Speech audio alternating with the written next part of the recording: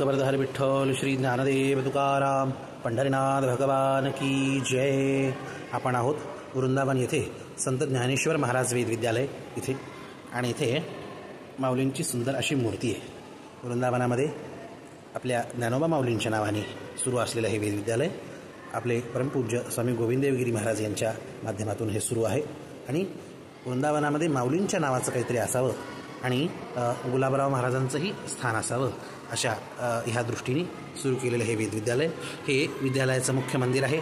इथं विविध गोपाळकृष्णांच्या त्या प्राचीन सिद्ध पूजेतल्या मूर्ती इत्यादी आहेत, आणि ही मुख्य माऊलींची प्रतिमा आहे। माऊलींची प्रतिमा आता पुन्हा परत एकदा रंगवल्या जाणार आहे। जुनी प्रतिमा आहे आणि तिचीच प्रतिष्ठा पूजा ही दीर्घकाळापासून चालू आहे। आणि इथं परंपरेचे शिवपंचायतन आणि भगवान आद्यशंकराचार्य, तर असं हे सुंदर असं मंदिर आहे। ह्यांचा आपण एकदा नमस्कार करूया, जय जयकार करूया। माऊली ज्ञानेश्वर महाराज की जय। आता आपण मूळ विद्यालयाचं स्वरूप पाहूया। असं प्रशस्त मंदिराचं स्थान आहे, आणि त्या व्यतिरिक्त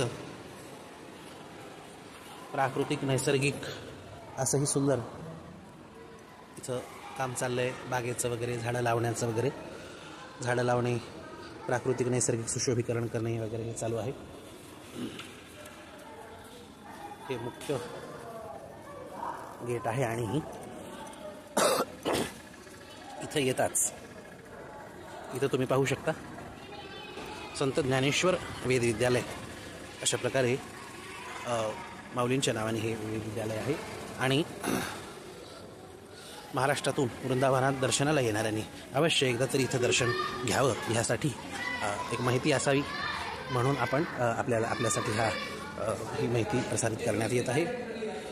इथं वेद विद्यालय आहे, तर आता यज्ञकुंड वगैरे इथं यज्ञयाग इत्यादी चालू असतात।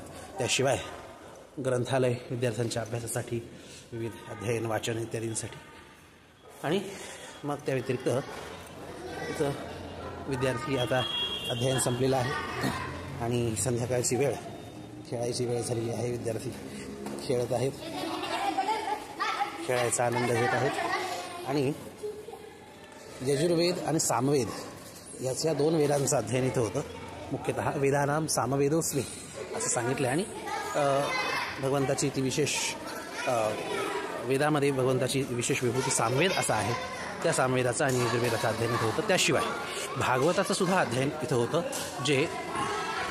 ज्यांचं वेदाचं अध्ययन झालेलं आहे, ज्यांचं प्रारंभिक सगळं अध्ययन झालेलं आहे, अशांसाठी भागवताचं देखील अध्ययन इथं होतं।